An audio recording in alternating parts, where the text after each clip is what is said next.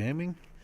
Here we are today logging into World of Warcraft. I'm going to do a little video here on Arms Warriors, the new stat priorities, and just kind of a rundown of the talents as to what has kind of changed and kind of what we found to work best so far. Sitting here today in Frostfire Ridge outside my garrison. I got my little trusty companion Vivian with me here. We'll go over the talents first. Kind of give you what most forums and people say is kind of the basic cookie cutter spec for Arms Warriors. Some of the talents are optional, just depending on situation. Tier 1, which you get level 15, would be double time. Allows you to charge twice. You only gain rage one time. It'd be 12 seconds after that before you gain rage again. Tier 30 talents, which would be Enraged Regeneration, Second Win, and Impending Victory. Enraged Regeneration so far in PvP and the testing that we've done has outperformed the other two immensely. So it's the go-to choice for that tier. Tier 45 is Taste for Blood, Sudden Death, and Slam. Sudden Death so far is outperforming Taste for Blood and Slam.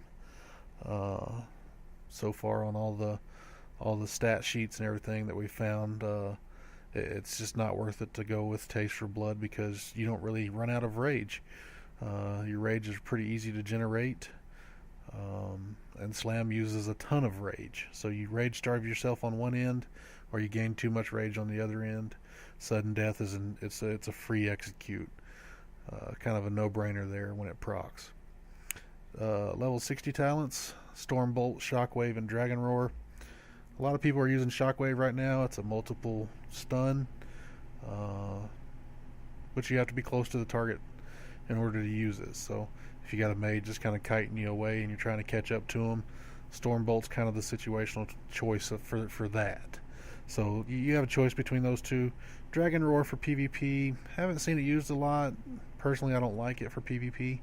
So you just kind of have to go with what you can, what works for you as a player and how you play your character. Tier 75 talents: Safeguard, Mass Spell Reflect, and Vigilance. Vigilance kind of has no use in arenas. Safeguard and Mass Spell Reflect do. Safeguard, you can charge into your target, take 20% of their damage for 6 seconds. Mass Spell Reflect, obviously you cause you and your partners to reflect Chaos Bolts back at Warlocks or Frost Bolts back at Mages. And occasionally you can get them with their own little ice cone, so it's kind of neat. Tier 90, you have Avatar, Bloodbath, and Bladestorm. Avatar I haven't really seen used. It's a 3-minute cooldown, so most arenas don't last longer than that. You get a few sometimes that do, so you don't get to use it as much.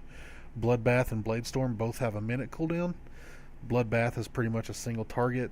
Yes, it will spread to multiple targets, but it's for your single target pressure.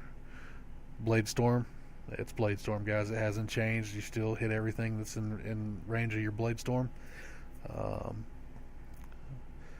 And Tier 100 talents: Anger Management, Ravager, and Siegebreaker. This is kind of a no-brainer. You use a lot of rage in arenas. You need cooldowns to come up. Anger Management does that for you. It gives you, every 30 rage you spend, one of your abilities loses a second off of its CD. So you're able to get your abilities that you need back up sooner by spending rage. Ravager, you throw your axe out there, your sword out there, and it spins in one spot. People are going to move. Kind of pointless for arenas. You can do some damage in PvPs with it in a room, like in battlegrounds and stuff. For people who just kind of stand there, they don't really move out of it. So it can be fun in those situations, but not really ideal. Siegebreaker only hits one person. Knocks them down for a second. It replaces your Intimidating Shout. If you've played an Arms Warrior before, you know that your Intimidating Shout is one of your biggest abilities to push people away from you, to give you a little break or a little breather. As far as glyphs go, Glyph of Bull Rush generates additional 15 rage. Glyph of Unending Rage, which gives you an additional 20 rage onto your rage bar. And Glyph of Die by the Sword. Every time you use Mortal Strike or Wild Strike, if you're Fury, it increases the time limit of it by 2 seconds. So it allows your die by the sword to stay up longer as long as you're attacking. Okay, so those are the three majors that most everybody goes with. Death from Above is also another good one. It reduces the cooldown of Heroic Elite by 15 yards, but it also reduces the range. So it can be good, it can be bad. It's situational, I think. Just depending on what you want to do. Minor glyphs is completely your choice. They're all cosmetic in nature.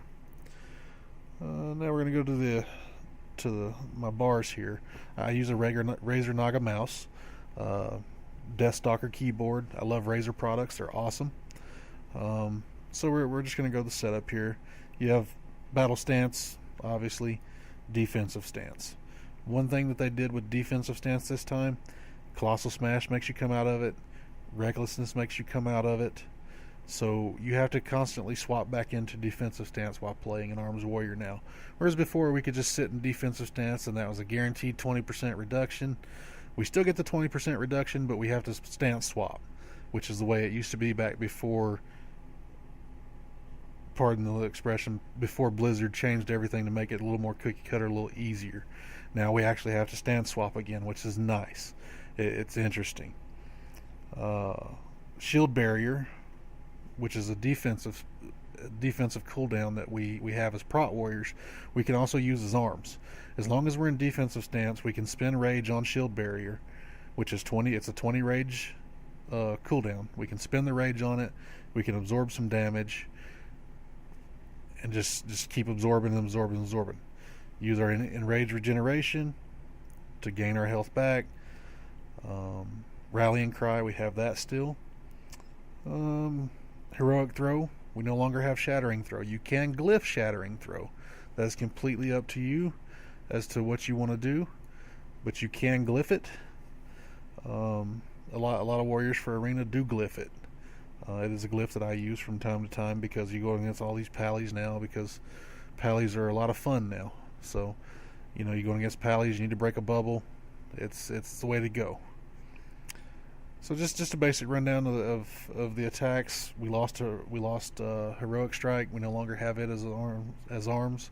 We get it as prop, but we don't have it as arms. So we have Mortal Strike, Colossal Smash, Hamstring, Rend, Victory Rush, Whirlwind, Shockwave, Bloodbath, Pummel, Charge, Execute, Heroic Elite. We can have our shouts last an hour now, so we can use the attack power shout or we can use the commanding shout, which is the extra health. The commanding shout in general is a lot of the times the way to go if you have an arena partner that doesn't have a buff and you need that extra little bit of health. So out and out, if there's any questions or anything that somebody doesn't understand, please comment on the video. We'll be more than glad to get back with you on it and answer your questions. Myself, who's Odka, Dark Shadows, PJs, we're all very helpful. We'll get in there. We'll help you with whatever we can. We play multiple classes. Outrage Gaming, we're trying to get people into the game and people who haven't done this before to kind of understand what they're doing. So if you have any questions or anything that you want to ask, please by all means ask, and we'll get back with you. If there's something you want us to try, get with us. We'll try it out. We'll be the test dummies for it. We'll run all the math on it. We'll run everything on it, and we'll get you back an educated answer as to what will work and what will not work. So once again, this is Odka from Outrage Gaming. Appreciate you guys checking out the YouTube channel. It's been awesome. It's been fun doing this. So just give us a buzz and we'll help you out as much as we can. I hope you enjoyed the video.